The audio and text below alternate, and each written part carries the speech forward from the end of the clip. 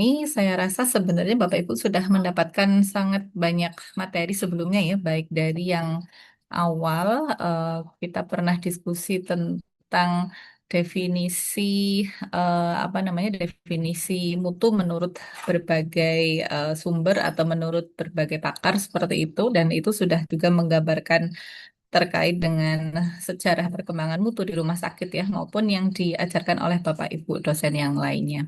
Jadi mungkin ini banyak banyak recall-nya ya, terutama yang sejarah ini karena kita sambil mengingat-ingat dan membuka dokumen masa lalu gitu ya, yang bahkan mungkin semacam kebijakan akreditasi atau kebijakan penjaminan mutu termasuk yang di Indonesia juga mungkin saat itu saya masih kuliah kedokteran saja belum seperti itu ya, dan bahkan mungkin Bapak Ibu yang mengalaminya juga ya.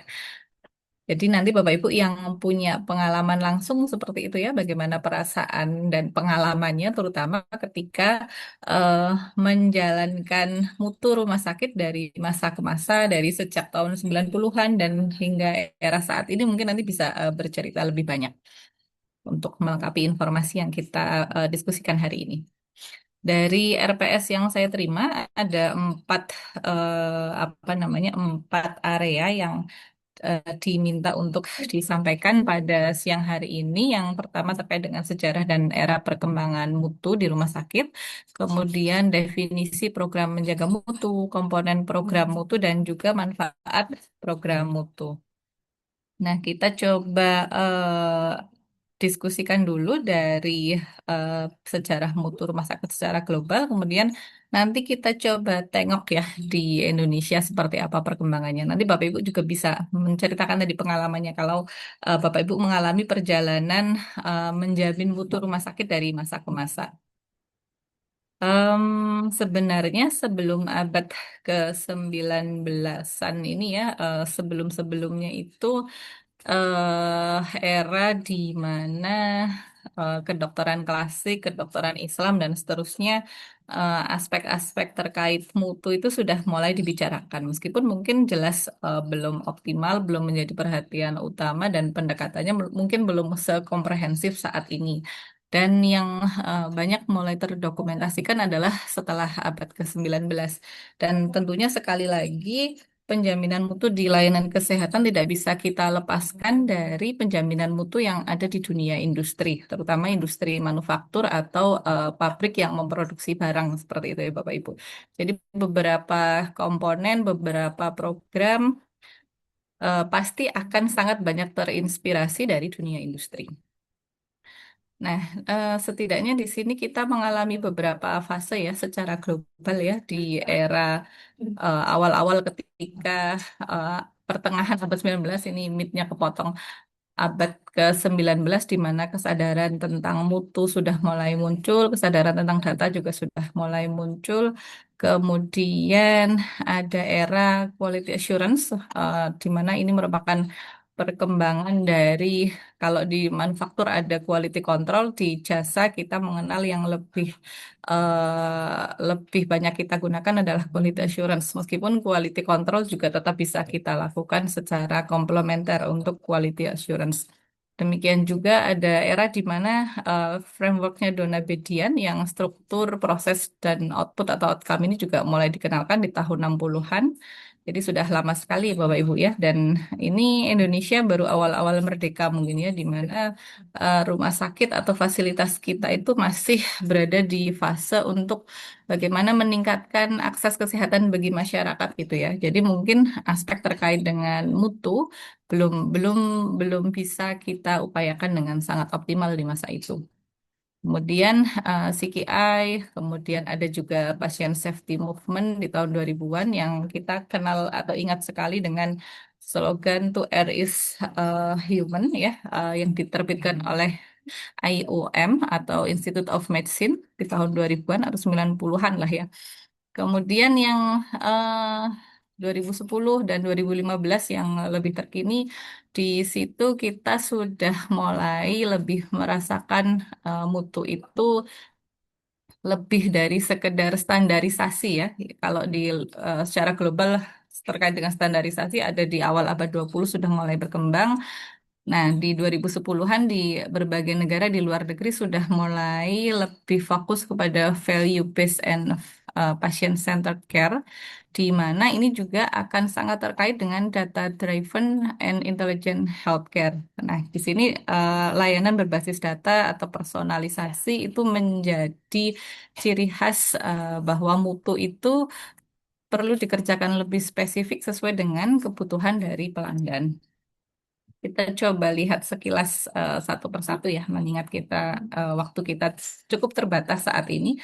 Nah, di awal perkembangannya, mutu ini ketika sudah mulai terdokumentasikan, di sini kita lihat bahwa sudah mulai muncul ada keselamatan pasien karena ada pengalaman para petugas kesehatan ya, ketika mereka memberikan layanan sehari-hari. Nah, di sini juga aspek penggunaan data juga sudah mulai digunakan. Nah, tokoh-tokoh penting yang Bapak Ibu tidak asing mungkin ya, di sini ada Florence Nightingale yang memperkenalkan eh, penggunaan data untuk pengambilan keputusan dan bahkan data ini juga digunakan untuk apa namanya melawan rumitnya birokrasi politik di mana seringkali aspek public health itu tidak menjadi perhatian saat itu. Dari data yang ditampilkan ini data bulanan ya, Bapak Ibu nanti bisa membaca lebih lanjut sejarahnya bagaimana Florence Nightingale atau mungkin teman-teman perawat pasti sudah sangat hafal ya dengan perannya beliau ini. Data disajikan tiap bulan, bagaimana lonjakan kasus tiap bulan, dan di sini juga nampak penyakit-penyakit dan kematian yang bisa timbul, yang preventable, yang karena perang maupun karena sebab yang lain. Kemudian tokoh penting lainnya adalah Ignaz Semmelweis, di mana cuci tangan ini, nah ini cuci tangan mulai dikenalkan ya untuk menurunkan infeksi pada pasien ya. Selanjutnya, nah ini tadi ini linknya Bapak Ibu yang bisa Bapak Ibu baca lebih lanjut jika ingin mengkaji dulu bagaimana penggunaan data untuk public health di era awal-awal sekali.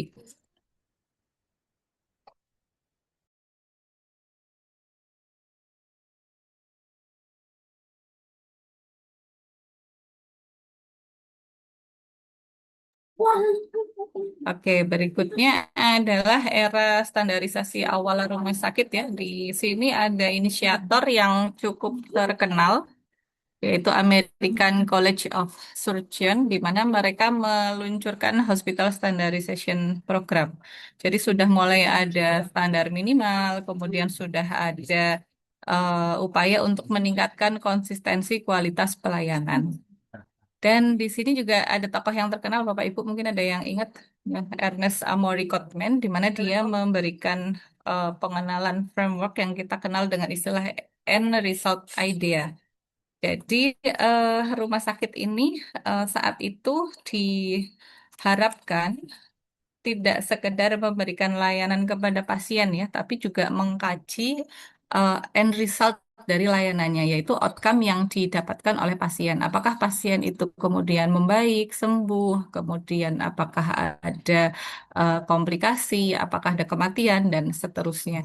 Nah, data dari melihat hasil layanan yang diberikan ini kemudian dijadikan sebagai sumber untuk program peningkatan mutu selanjutnya ya. Ya, tentunya mungkin pendekatannya pasti berbeda dengan yang kita apa namanya kerjakan saat ini ya di era akreditasi dan seterusnya. Namun eh, kajian tentang menelusur bagaimana pasien apakah sembuh atau tidak, pasien membaik atau tidak, itu kan masih relevan hingga saat ini dan Bapak Ibu klinisi pasti ketika memberikan pelayanan kepada pasien tentunya mengkaji juga apakah layanan yang diberikan selama ini berhasil ya dan eh, apa namanya outcome yang dialami oleh pasien sebagai consumer kita itu adalah aspek mutu juga ya, mutu klinis terutama yang merupakan bagian dari penjaminan mutu yang merupakan produk layanan dari rumah sakit. Kemudian dilanjutkan dengan era berikutnya di mana Joint Commission on Accreditation ini sudah mulai terbentuk ya. Ini sudah lama banget ya, tahun 1950-an padahal Indonesia baru merdeka ya. Dan disinilah konsep quality assurance atau penjaminan mutu makin berkembang lebih pesat. Kemudian Avedis Donabedian yang sudah kita bahas sebelumnya terkait dengan struktur proses outcome, ini berkembang untuk digunakan sebagai framework untuk melakukan asesmen atau evaluasi layanan kesehatan. Jadi kalau Bapak Ibu membaca dokumen yang diterbitkan Donabedian di tahun 1966, kemudian ada lagi di tahun 1988 dan direproduksi kalau tidak salah di tahun 2003-an. Nah, ini ada beberapa tulisan beliau yang eh, masih ada ya Bapak Ibu kalau mau dibaca dan saya rasa itu menarik gitu ya karena di masa itu sudah ada pendekatan yang simple tapi sangat komprehensif untuk membantu kita berpikir sistem. Bagaimana kalau mencapai outcome yang baik kita harus memperhatikan struktur dan prosesnya seperti itu ya. Nah, itu nanti silahkan dibaca. Linknya saya lampirkan di notes ya Bapak Ibu. Di notes dari slide ini. Kemudian era berikutnya, Bapak Ibu sudah dapat materinya kayaknya nih tentang CKI dan TKM ya. Continuous Quality Improvement, kemudian Total Quality Improvement, dan ada tokoh-tokoh yang berpengaruh ya seperti Deming, Juran yang sudah kita bahas juga sebelumnya. Dan di sini fokusnya menjadi lebih meningkat lagi. Bahwa mutu itu harus dikerjakan secara berkelanjutan, harus melibatkan seluruh organisasi. Jadi entire hospital gitu ya, tidak hanya di dalam satu unit. Meskipun ketika kita memperbaiki mutu bisa jadi yang kita kerjakan adalah di unit-unit tertentu atau pada layanan-layanan tertentu dan sesuai dengan fokus masalah yang ada. Namun komitmen mutu, kemudian budaya mutu, kemudian sistem yang menjamin bahwa mutu itu bisa dicapai, bisa terus ditingkatkan itu harus dimulai sejak organisasi sejak awal ya, sejak awal dan dari pimpinan tertinggi. Jadi harus harus menjadi sebuah visi bersama dari seluruh organisasi sehingga perbaikan-perbaikan yang berkelanjutan itu bisa terlaksana di setiap unit-unit kecil secara spesifik maupun di rumah sakit secara umum sebagai sebuah organisasi. Dan data di sini sekali lagi sudah mulai digunakan ya, karena ketika kita melakukan pengukuran-pengukuran, pasti ada data yang dihasilkan. Dan semakin akurat data yang dihasilkan, kita semakin bisa membuat eh, program improvement maupun apa namanya perbaikan-perbaikan selanjutnya. Dan ya tidak sekedar quality assurance ya, tapi sudah bergeser ke quality improvement bahkan continuous quality improvement.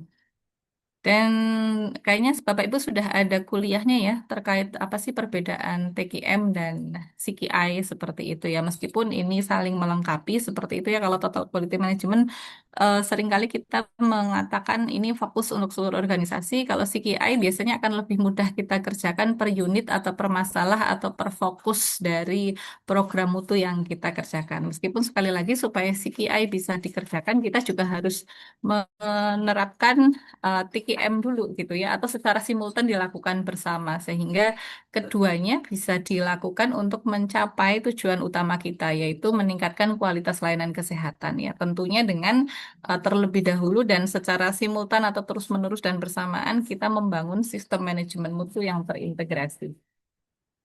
Nah, ini era di mana pasien safety menjadi eh, fokus banyak orang ya.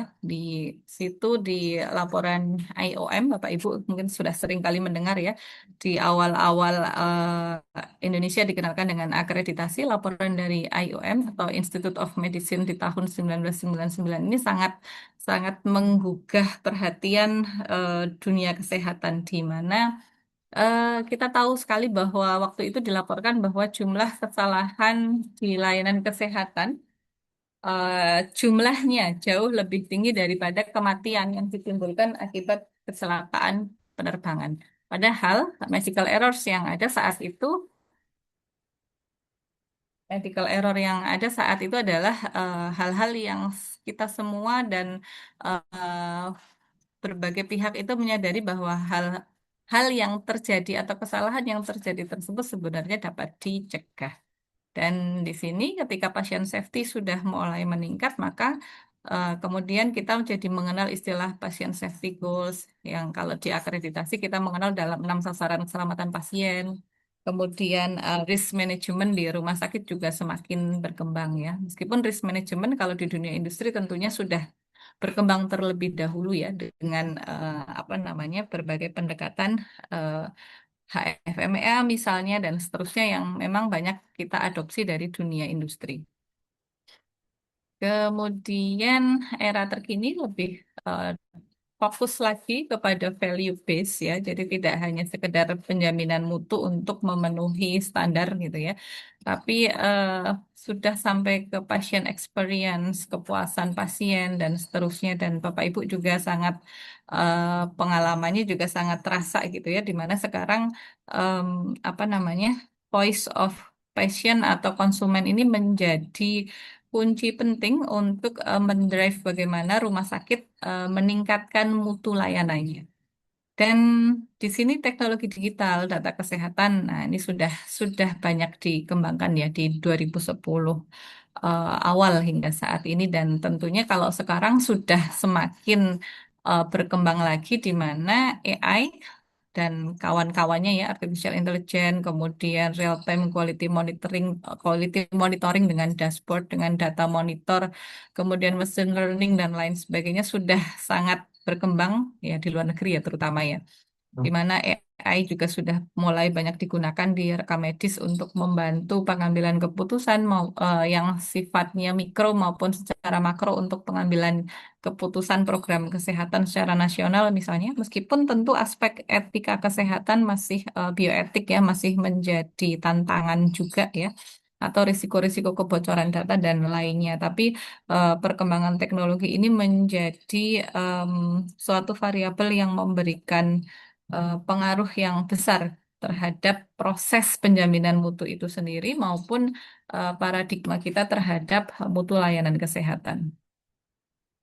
Dan kalau dulu memang fokusnya aman, efektif, pasien-centered ya. Kalau sekarang dengan adanya era digital, kita sudah menjadi bagaimana mutu itu bisa diprediksi ya. Kita tahu ada machine learning dan lain sebagainya, kemudian ada data big data dan lain-lain yang kalau kita lihat misalnya kalau ada variabel-variabel tertentu kita bisa memprediksikan outcome pasien atau memprediksikan luaran mutu atau program mutu yang dikerjakan oleh rumah sakit. Dan fokusnya juga menjadi lebih personalized meskipun patient-centered care yang ada di era sebelumnya itu sudah juga memberikan emphasize kepada kita bahwa layanan pasien itu juga perlu personalized. Tapi dengan data, personalisasinya menjadi lebih spesifik lagi. Dan tentunya layanan menjadi lebih berbasis data atau data driven. Jadi pengambil keputusan atau pembuat kebijakan di rumah sakit terutama ketika dia bisa mengelola data, bisa mengkolek data dengan baik, kemudian bisa mengelola data, bisa membuat suatu intervensi untuk mencapai efektivitas layanan maupun efisiensi layanan dengan lebih baik dan tepat sasaran. Nah, bagaimana dengan Indonesia? Ya, tidak jauh berbeda, tapi tentunya ada sedikit perbedaan ya, terutama bagaimana proses kita eh, sama juga sih sebenarnya di luar negeri ya. Kalau di Indonesia ada proses di mana kita dulu masih administratif, mutu mungkin masih sifatnya inspeksi dari pihak berwenang, kemudian akreditasi sifatnya awalnya masih voluntary, bertahap dari 5 program menjadi 12 standar, kemudian mulai muncul SNARS, kemudian saat ini Starkes, kemudian ada juga BPJS ya, dan sistem CKN-nya yang dengan strategic purchasing-nya membuat Vaskes seperti rumah sakit mau tidak mau punya apa namanya kegiatan mutu yang lain yang kadang-kadang kalau teman-teman rumah sakit sampaikan itu lebih susah memenuhi standar mutunya BPJS dibandingkan akreditasi gitu ya. Ya, nanti boleh disampaikan ya Bapak Ibu ya kalau ada yang ingin berkomentar. Dan sama juga hingga saat ini kita juga masih struggling di era digital dan data driven quality. Nah, banyak rumah sakit yang belum terintegrasi sepenuhnya ke Satu Sehat meskipun banyak banyak sekali yang sudah. Saya yakin rumah sakit Bapak Ibu sudah terintegrasi. Di ini dulu era awal sekali di mana tadi saya sampaikan belum belum belum apa namanya belum ada akreditasi tentunya ya. Jadi pengawasan mutu masih dilakukan dengan adanya regulasi dan inspeksi oleh lembaga yang berwenang, lembaga pemerintah atau dinas kesehatan misalnya. Kemudian di era eh, 90-an ya 95 ketika KARS sudah terbentuk ya. Sebenarnya tahun 90 ini sudah mulai dikenalkan sudah mulai diinisiasi terkait dengan standar akreditasi rumah sakit ya. Meskipun Komisi Akreditasi Rumah Sakit baru terbentuk di tahun 95-an. Dan saat itu kita bisa belajar bahwa untuk membangun mutu memang tidak selalu langsung harus semuanya langsung harus bagus gitu ya. Tapi bahkan pemerintah pun menetapkan akreditasi selalu bertahap ya. Dulu yang wajib bukan wajib sih ini dulu voluntary kemudian akhirnya di era berikutnya menjadi wajib. Dulu ada tahapan dari dasar lanjut dan lengkap yang 5 pelayanan minimal 5 pelayanan kemudian menjadi 12 pelayanan 16 pelayanan dan seterusnya. Dan bahkan ketika sudah wajib pun saya ingat sekali di tahun 2014-an ya. Jadi ada standar-standar khusus saja yang wajib dipenuhi, tidak harus terakreditasi penuh seluruh standar atau seluruh elemen seperti itu ya.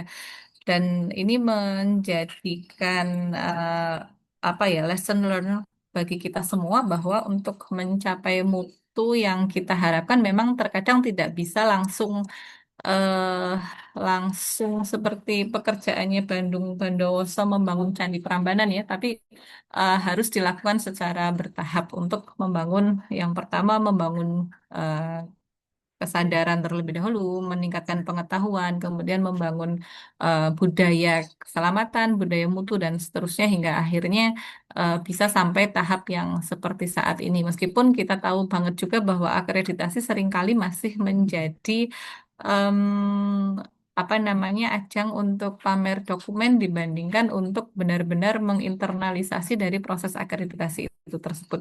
Meskipun demikian, kebanyakan kalau saya membaca penelitian yang menginterview direktur-direktur rumah sakit, mereka tetap mengatakan bahwa kita nggak bisa tanpa akreditasi gitu ya. Justru kekuatannya direktur untuk mempush sistem yang dia pimpin adalah dengan adanya akreditasi ini untuk memastikan bahwa semua orang belajar mutu, semua orang sadar tentang mutu dan melakukan upaya-upaya untuk meningkatkan mutu secara berkelanjutan, meskipun dengan berbagai keterbatasannya.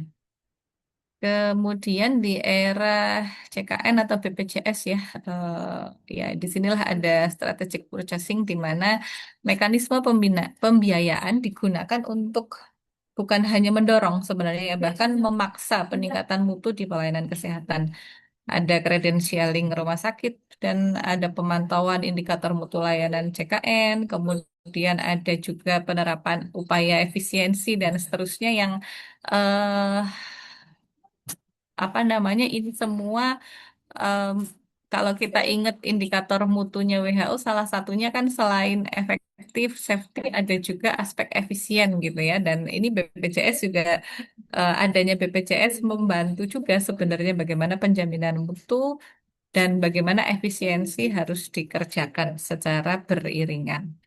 Dengan ya saya yakin Bapak Ibu dengan perjuangan yang luar biasa ya bertahan dan tetap mengembangkan rumah sakit untuk terus berkembang di era yang BPJS memberikan kebijakan yang sering berubah-ubah dan seterusnya.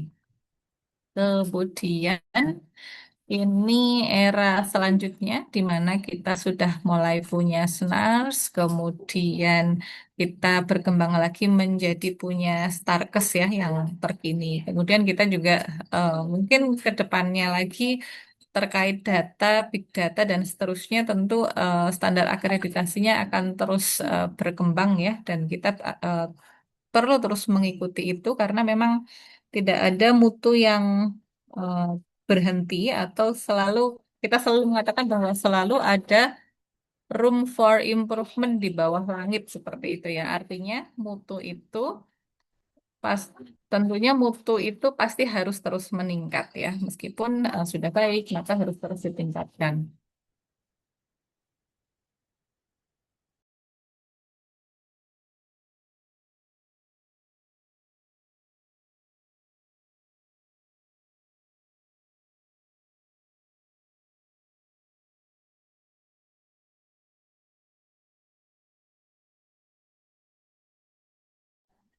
Oke, kemudian di subsection berikutnya di sini adalah terkait dengan definisi program menjaga mutu. Bapak Ibu, mohon maaf ya, ada background di belakang saya. Semoga suara saya masih terdengar ya. Nanti kalau tidak jelas silakan diinterupsi.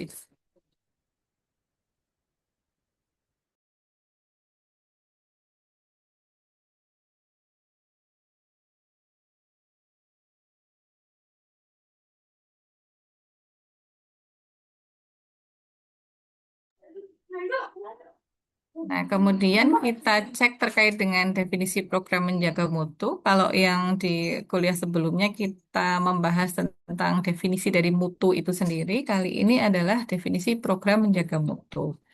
Tapi memang ketika kita mengatakan atau membahas tentang program menjaga mutu, memang kita tidak bisa lepas dari mutu layanan kesehatan itu sendiri ya. Jadi kita berangkat dulu dari definisi mutu layanan kesehatan. Ada banyak definisi ya sebenarnya Bapak Ibu ya. Ini saya pilihkan dua yang paling apa namanya, dua yang paling sering digunakan atau dua yang paling terkenal seperti itu ya, dan dua definisi yang mempengaruhi layanan kita gitu ya. Yang pertama dari IOM. Jadi, kualitas layanan atau kualitas layanan kesehatan adalah derajat di mana layanan kesehatan untuk individu maupun populasi meningkat seperti outcome kesehatan yang diharapkan dan konsisten dengan pengetahuan profesional. Artinya berarti diiringi dengan evidence base, kemudian kita punya set dari outcome yang diharapkan, artinya punya tujuan yang jelas seperti itu, dan kualitas layanan itu tidak hanya individu tapi juga populasi. Dan di sini ini kok six kok dalam kurungnya tiga, harusnya enam ya. Jadi ada enam domain yang di apa namanya digunakan IOM untuk mengatakan bahwa layanan kesehatan ini berkualitas ya. Yang pertama adalah aspek keselamatan, efektivitas. Ya, efektivitas artinya pemberian layanan diberikan sesuai dengan kebutuhan. Kemudian pasien center, di sini layanan berarti diberikan sesuai dengan preferensi dari pasien, timely, tidak ada delay atau penundaan. Apapun itu, baik itu diagnosis delay maupun perawatan yang tertunda seperti itu. Kemudian efisien dan juga equitable atau setara tanpa membedakan suku, agama, ras, gender, dan seterusnya ya. Dan kalau menurut WHO, ya tidak jauh berbeda juga. Quality of care itu sama juga bahwa eh, apa namanya ini kok kayaknya saya salah apa namanya salah menuliskan definisi ya Bapak Ibu ya. Yang antara yang WHO dengan IOM. Nah, ya nanti nanti saya revisi untuk PowerPoint-nya.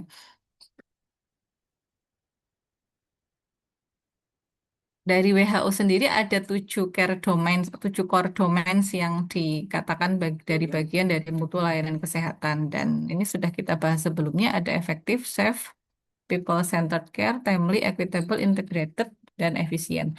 Dan terkait dengan definisi mutu, Bapak Ibu mungkin masih ingat ya bahwa mutu itu artinya adalah sebagian mengartikan bahwa dikatakan bermutu kalau sesuai standar, dikatakan bermutu jika memenuhi harapan customer atau sesuai dengan kepuasan dari pelanggan. Dalam hal ini adalah kepuasan pasien.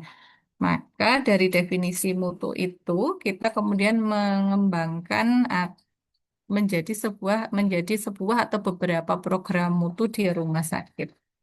Nah, kalau eh, program mutu kita sering menggunakan istilah seperti quality assurance misalnya atau penjaminan mutu ya, meskipun penjaminan mutu atau program mutu itu tidak hanya quality assurance ya, tapi salah satu definisi program mutu yang paling mendekati adalah quality assurance. Jadi di sini eh, quality assurance kalau dari Romer dan Montoya sebenarnya ini banyak diacu di layanan primer ya Bapak Ibu, tapi masih relevan juga untuk digunakan. Penjaminan mutu adalah proses yang sifatnya sistematik ya untuk memonitor dan mengevaluasi layanan kesehatan yang diberikan dan melakukan aksi perbaikan atas masalah dan untuk meningkatkan performance. Jadi di tahun 88 pun quality assurance di layanan kesehatan itu sudah diarahkan sebagai suatu proses yang sistematik yang tidak sporadis. Nah, namanya sistematik, selain kita berpikir sistem dengan input, proses, dan output, kita juga berpikir ada aspek perencanaan, kajian berkelanjutan, dan evaluasi yang berkelanjutan juga atas perubahan-perubahan yang dikerjakan, termasuk bagaimana organisasi kita melakukan em, pengorganisasian ya, planning, organizing, kemudian action, dan kemudian melakukan pengendalian atau controlling, baik POAC atau POAC yang lainnya yang kita tahu ada cukup banyak definisi dari pelaksanaan atau peran organisasi dalam penjaminan mutu. Dan dari The Joint Commission untuk akreditasi ya, quality assurance ini juga didefinisikan sebagai upaya yang komprehensif, sifatnya proaktif, jadi tidak hanya reaktif, tidak hanya untuk memperbaiki yang sudah terjadi karena ada kesalahan misalnya.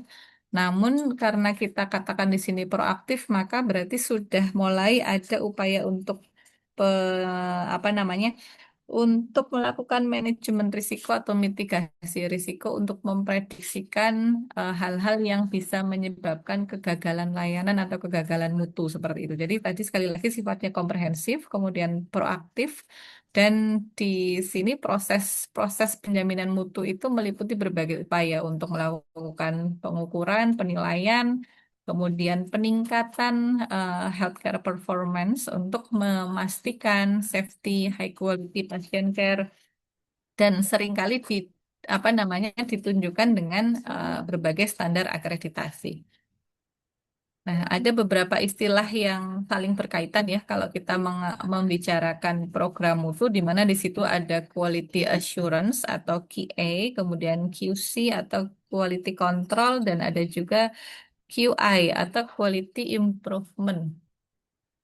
Nah, kalau quality control ini kan banyak dilakukan di dunia industri atau manufaktur, di mana seringkali kita gunakan untuk melakukan upaya-upaya, dilakukan untuk melakukan penjaminan mutu yang dilakukan untuk memeriksa apakah ada kesalahan misalnya. Jadi apakah hasil yang diproduksi ini sesuai dengan standar. Misalnya kita tahu membuat fashion atau ada pabrik garment, mereka akan ada petugas khusus quality control yang memeriksa bagaimana kualitas jahitannya, bagaimana apakah ada reject atau tidak sebelum sampai ke tangan customer seperti itu. Jadi memeriksa apakah sesuai standar atau tidak.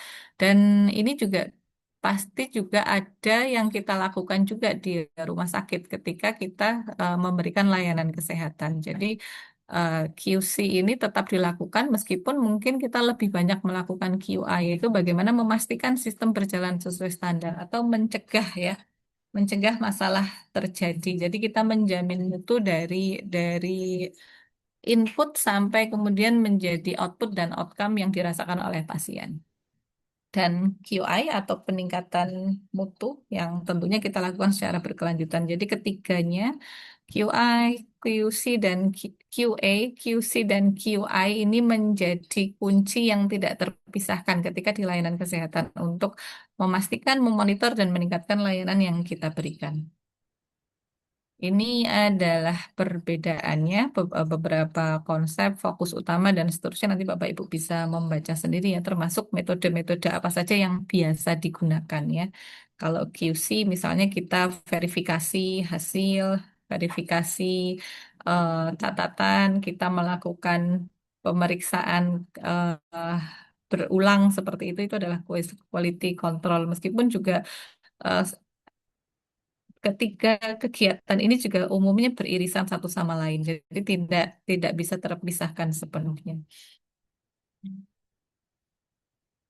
Kemudian secara umum kalau kita bisa bikin definisi sendiri terkait dengan program penjaminan mutu atau program mutu, maka Hospital Quality Program bisa kita definisikan sebagai suatu upaya yang sifatnya sistematik dan berkelanjutan ya untuk eh, kita memenuhi standar. Jadi bagaimana kita menetapkan standar, kemudian kita memonitor kinerja kita apakah mencapai atau melampaui standar atau bahkan belum mencapai itu. Kemudian mengevaluasi outcomes yang ada, baik itu outcome ini kalau ngomongin outcome tidak hanya outcome ya, bisa juga output yang sifatnya lebih jangka pendek ya sebelum menjadi outcome. Dan juga bagaimana kita mengimplementasikan improvement untuk memastikan keselamatan, efektivitas, dan kualitas layanan kesehatan yang tinggi. Nah, sebelum kita ke komponen program menjaga mutu rumah sakit, kalau Bapak Ibu baca di beberapa literatur, upaya penjaminan mutu ini kita lihat klasifikasinya ada beberapa ya. Ada yang berdasarkan pelaksana misalnya, maka ada internal quality assurance, ada juga external quality assurance. Nah, coba Bapak Ibu tuliskan sekarang di kolom chat. Kalau internal quality assurance itu contohnya apa saja, kemudian external quality assurance contohnya apa saja. Nanti saya bacakan ya. Ya, 2 menit Bapak Ibu. Monggo silahkan ditulis di kolom chat.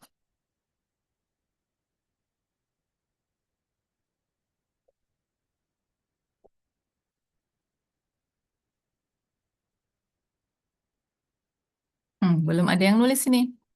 Jangan-jangan pada ketiduran ini. Atau open mic boleh Bapak Ibu kalau lebih senang berpendapat langsung.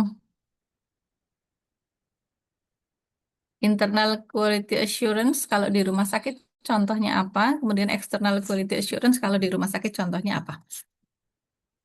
Oh ya, sudah ada yang nulis ya.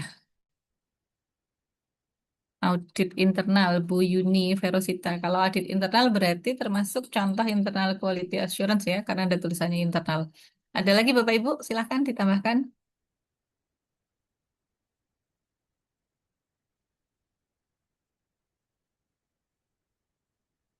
Manajemen risiko berarti internal ya. Ada lagi Bapak Ibu, silahkan. Eksternal ya, ada akreditasi, rapat bulanan, oke. Internal juga penerapan SOP, oke. Dari penyusunan sampai penerapan SOP ya. PKA, survei kepuasan pelanggan, oke. Kalau survei kepuasan pelanggan ini masuknya internal atau eksternal Bapak Ibu? Eksternal ya.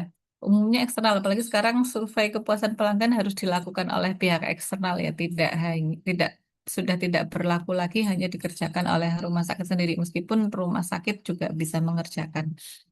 Kemudian audit keuangan eksternal, oke.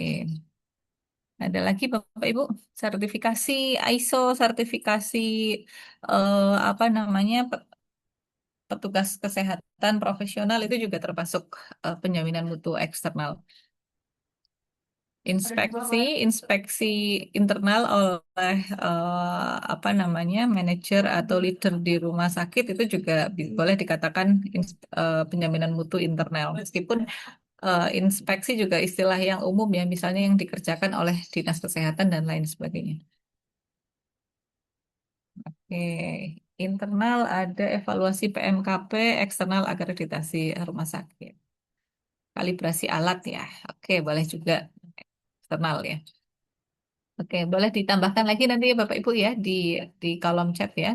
Dan kita lanjutkan ya. Kalau yang berdasarkan pendekatan mutu tadi ada QC, QA, dan QI atau Continuous Quality Improvement. Tadi sudah cukup jelas saya rasa ya. Dan sudah ada tabelnya ya. Nanti tinggal dicocokkan dengan yang Bapak Ibu biasa kerjakan di rumah sakit. Kemudian kalau berdasarkan fokus program, maka mutu bisa dipandang atau program mutu itu bisa fokus pada program-program penjaminan mutu yang sifatnya klinis maupun yang sifatnya organisasional atau manajerial. Atau bisa juga fokusnya bisa unit gitu ya, atau mungkin fokusnya untuk rumah sakit yang secara umum misalnya. Jadi itu tergantung bagaimana kita mengklasifikasikannya.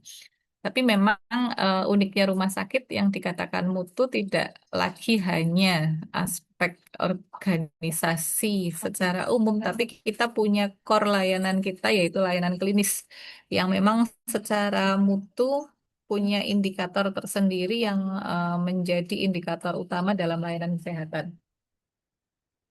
Oke, berikutnya. Nah, ini udah hampir selesai nih kuliahnya Bapak Ibu ya. Komponen program menjaga mutu. Sebenarnya ada cukup banyak ya. Saya pilihkan beberapa yang paling terkenal dan paling banyak digunakan. Dan Bapak Ibu juga saya rasa sudah sangat familiar. Kalau komponen mutu itu kan tadi kayak WHO ada sendiri ya, ada equitable, safe, timely, dan efisien dan seterusnya. Kemudian kalau komponen program penjaminan mutu atau komponen program menjaga mutu, nah ini agak sedikit berbeda pendekatannya. Komponennya itu lebih lebih ke arah proses ya, atau ke arah aspek yang harus diperhatikan ketika kita menjaga mutu. Kalau yang paling klasik yang dari Dona Bedian ya, salah satu komponen mutu yang menjaga mutu yang paling banyak digunakan, kita biasanya menggunakan komponen structure, proses, output atau outcome ya. Bagaimana organisasi, sumber daya organisasi dari sumber daya manusia, sumber daya keuangan, peralatan, kebijakan, dan fasilitas dan seterusnya itu dipastikan harus bagus untuk memastikan proses ya, prosesnya adalah aktivitas layanan kesehatan itu ya bisa berjalan dengan optimal.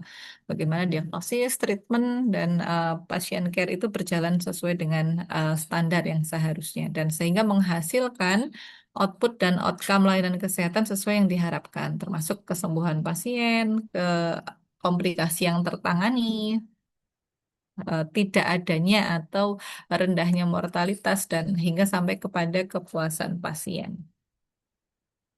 Kemudian em, masih pakai Romer and Montoya tahun 1988 ya, di mana Montoya ini termasuk yang menggarisbawahi bahwa mutu itu harus dikerjakan sebagai suatu upaya yang sistematis ya. Dan siklus ini sebenarnya bukan dibuat oleh Montoya ya. Ini saya mencoba ringkaskan saja ya. Kira-kira kalau Montoya ini secara sistematis eh, mutu itu dijamin dengan 4 komponen utama. Yang pertama adalah menetapkan standar. Nah, kalau kita kan standar ada yang bisa kita buat sendiri dengan berbagai indikator, ada yang indikator yang sudah ditetapkan secara nasional, secara atau daerah gitu ya, atau mungkin berdasarkan indikator atau standar-standar lainnya yang memang berlaku secara regulasi di rumah sakit kita. Kemudian setelah menetapkan standar, kita memonitor performance layanan kesehatan atau performance dari organisasi rumah sakit kita. Nah, caranya monitor tentu dengan mengumpulkan data untuk memantau pelaksanaan pelayanan. Mengumpulkan data ini bisa sifatnya kuantitatif, bisa kualitatif, meskipun paling umum di rumah sakit kita menggunakan data-data yang sifatnya kuantitatif. Di era penggunaan RME, tentunya data yang sifatnya kuantitatif seharusnya sudah menjadi lebih mudah untuk bisa diakses setiap saat ya. Di Klaten ya, misalnya Klaten itu ada rumah sakit vertikal ya, Surajit Tirtonegoro, di mana tim diklatnya itu mengembangkan sebuah dashboard yang bisa dimanfaatkan oleh manajemen untuk melihat atau memantau data harian ya. Mungkin di rumah sakit Bapak Ibu juga sama sudah ada juga. Bagaimana eh, tingkat hunian dari bed yang ada di rumah sakit, kemudian bagaimana arus kas yang berkembang, bagaimana indikator-indikator lainnya yang dirasa penting oleh para manajer ya untuk memantau sesuai dengan tugasnya mereka masing-masing. Kemudian dari data yang terkumpul ini dilakukan evaluasi. Nah, evaluasi artinya kita membandingkan atau mencari gap antara data yang kita dapatkan dengan standar yang ada. Apakah ada gap yang belum tercapai ya? Apakah ada standar yang belum tercapai? Atau kalau sudah tercapai, apakah terjadi trennya? Apakah terjadi peningkatan? Atau bagaimana kalau kita bandingkan dengan rumah sakit sebelah atau dengan standar nasional misalnya? Atau dengan capaian nasional maksud saya. Kemudian corrective action. Nah, kalau Montoya ini memang tadi arahnya ke corrective action ya. Jadi kalau dari definisi diarahkannya belum belum tidak ke yang proactive action seperti yang di Joint Commission ya. Makanya setelah kita setting standar, monitoring performance, evaluation, dilakukan corrective action, upaya perbaikan. Tapi di sini sebenarnya mutu yang berkelanjutan atau continuous quality improvement sudah mulai dikerjakan. Meskipun aspek proaktif, prediksi, manajemen risiko belum terlalu terlihat. Kemudian PDCA, ini sebelum menjadi PDSA ya. Ini orang sering mengatakan bahwa PDCA ini dari Deming ya Bapak Ibu, tapi ternyata setelah kita baca-baca lagi, Deming sendiri mengatakan PDCA itu bukan dari saya, bukan siklus saya gitu ya. Ini saya lampirkan linknya ya Bapak Ibu ya. Nanti silakan dibaca di notes ya, di notes dari apa namanya PowerPoint ini. Kalau PDCA ini eh, diakui juga oleh Deming ya sebagai suatu upaya peningkatan mutu berkelanjutan, tapi dia awalnya berkembang dari Sehwart wheel gitu ya, dari rodanya Sehwart, bukan bukan bukan di bukan dibuat oleh eh, Deming seperti itu. Nah, jadi dari standar yang ada, kemudian kita melakukan perencanaan untuk perbaikan, kita melakukan pemeriksaan gitu ya, apakah sudah apa namanya sudah mencapai standar atau belum. Kemudian dilakukan upaya perbaikan dan seterusnya. Dan standar ini sekali lagi tidak statis, artinya dinamis atau terus bisa meningkat sehingga disinilah eh, diharapkan continuous quality improvement bisa terus terjadi. Nah, ini PDSA yang sesungguhnya yang oleh Deming. Jadi Deming itu mengklaim PDSA itu dari Deming, Bapak Ibu. Mirip sebenarnya ya. Ada plan, kita merencanakan perubahan ya. Atau kita, kalau di siklus berikutnya berarti kita menguji apakah sudah ada perbaikan, eh, sudah menguji apakah sih menguji melakukan pengujian yang tujuannya untuk melakukan peningkatan ya. Jadi plan itu merencanakan untuk melakukan peningkatan. Kemudian kita melakukan perubahan seperti itu atau melakukan perbaikan. Nah, kalau Deming itu memang menyarankan atau disarankan PDSA ini dilakukan di small scale dulu atau di unit yang kecil dulu, baru kemudian diadopsi di layanan yang lebih kompleks atau di unit yang keseluruhan di rumah sakit. Kemudian study, mengeksamin the result, kemudian apa yang bisa kita pelajari, kapan, apakah terjadi kesalahan, kalau ada kesalahan itu seperti apa dan bagaimana kita memperbaikinya. Kemudian kalau oke bisa bisa bisa terjadi peningkatan maka diadopsi. Jadi perubahan tadi di act ya, artinya dilakukan, diadopsi ataukah eh, ditinggalkan atau masuk ke siklus berikutnya lagi untuk mencapai result yang kita harapkan ya dari hasil studinya. Nah, ini juga dari PDF yang dibuat oleh Deming di paper klarifikasinya Deming terkait dengan PDSA. Jadi ini adalah hal-hal yang perlu diperhatikan pada saat melakukan PDSA ya. Dari penetapan tujuan, kemudian menerapkan planning, mendokumentasikan, memulai data analisis, kemudian melengkapi data analisis, membandingkan data-data untuk memprediksikan. Kemudian di Act ini eh, apakah ada perubahan yang kita lakukan tadi ya bisa diadopsi, bisa ditinggalkan, atau kita perlu masuk ke siklus berikutnya untuk mencapai perbaikan yang kita harapkan. Kemudian Ini adalah penjaminan mutu dengan pendekatan clinical audit ya. Ini kalau clinical audit Bapak Ibu cari di berbagai referensi ada cukup banyak siklusnya ya. Tapi secara umum untuk clinical audit cycle itu ada penetapan standar, kemudian kita mengukur praktis yang terjadi saat ini. Seperti kemarin kita membahas tentang audit klinis ya.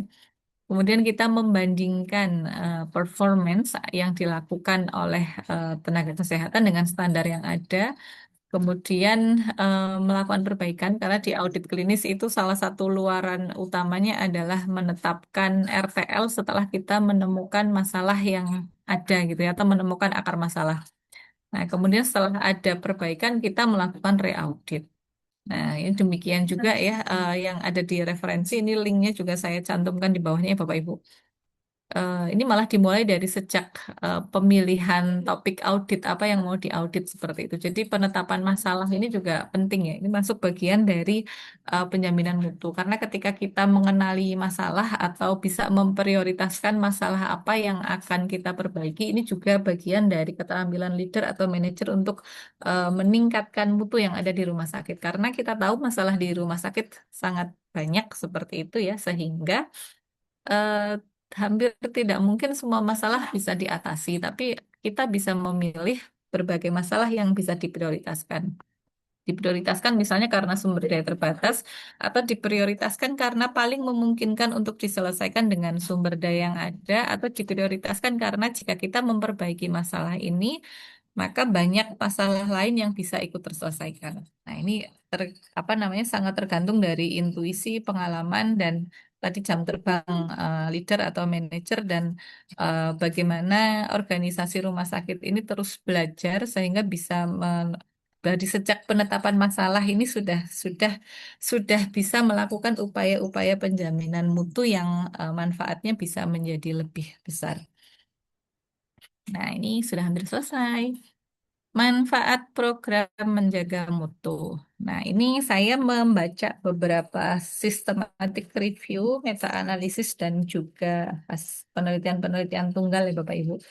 Memang ada apa namanya, ada keterbatasan ya kalau di systematic review. Sebentar. Jadi di systematic review yang ada seringkali sangat terbatas ya hasilnya ya. Sangat terbatas. Misalnya studi yang ada tidak homogen sifatnya sehingga apa namanya peneliti itu kadang kesulitan melakukan meta-analisis sehingga paling sering untuk studi-studi manajerial dengan outcome yang sangat beragam, metode penelitian yang sangat beragam, umumnya memang yang dihasilkan adalah systematic review yang sifatnya naratif seperti itu atau yang cukup banyak adalah literatur review seperti itu. Jadi hasil yang sifatnya bisa menjadi meta-analisis relatif sangat sedikit ya. Dan dari berbagai systematic review yang ada, memang saya lampirkan beberapa ya Bapak Ibu ya.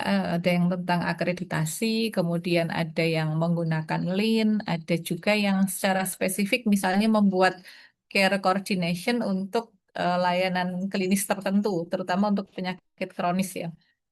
Jadi hasil yang ada memang evidence antar studi ini bervariasi. Yang pertama karena kualitas studinya itu juga beragam. Banyak yang misalnya studinya hanya di satu setting gitu ya, karena yang sifatnya manajerial itu seringkali sangat kontekstualize ya, sangat dipengaruhi dari konteks organisasi. Berhasil di suatu organisasi atau di suatu rumah sakit belum tentu berhasil di rumah sakit yang lain dikarenakan ada banyak sekali faktor yang mempengaruhi dari budaya setempat atau dari karakteristik organisasi itu sendiri.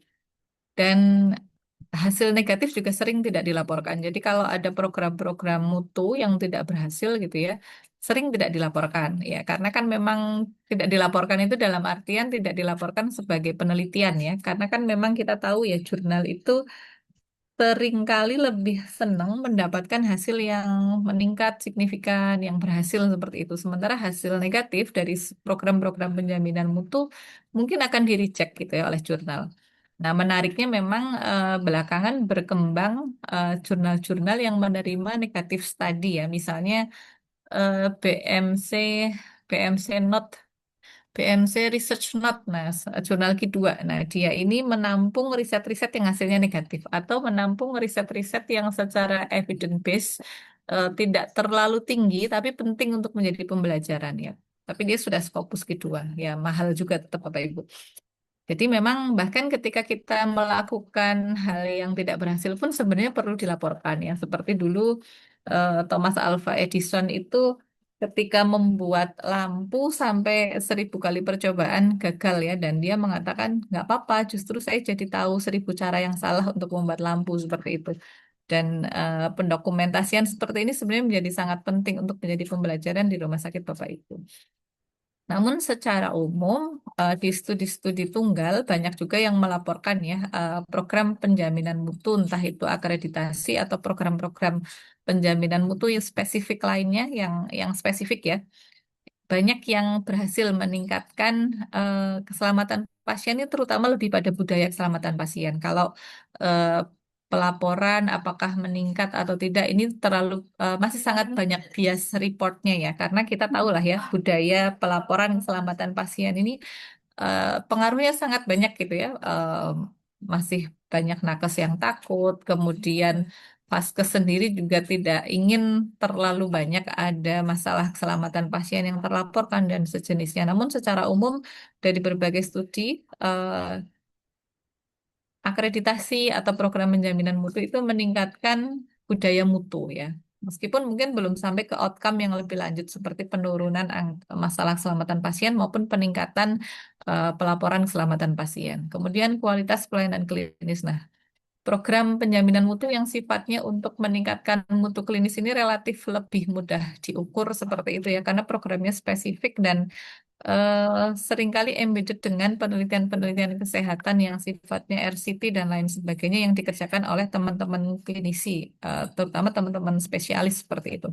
Sehingga program yang sifatnya peningkatan mutu untuk kualitas layanan klinis ya, misalnya bandel untuk pengurangan infeksi luka operasi atau bandel untuk mencegah terjadinya masalah pada operasi tertentu itu relatif lebih lebih lebih banyak berhasilnya seperti itu karena lebih mudah melakukan kontrolnya. Kemudian kinerja organisasi rumah sakit. Nah, ini terutama yang kaitannya dengan lean management dan seterusnya. Namun sekali lagi memang umumnya sifatnya contextualize. Oke, 10 menit lagi. Dan ini contoh beberapa studi-studi terkait ya Bapak Ibu. Kalau yang pertama ini penelitiannya di Indonesia, di sini memang dilaporkan ada perbaikan ya setelah adanya akreditasi. Kita lihat ya. Tidak mau diklik.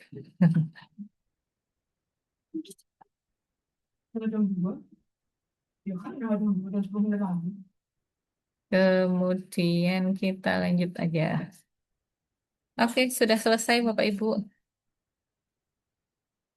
Terima kasih. Monggo jika ada yang ingin menyampaikan pengalaman atau komentarnya sebelum kita tutup, masih ada waktu 10 menit.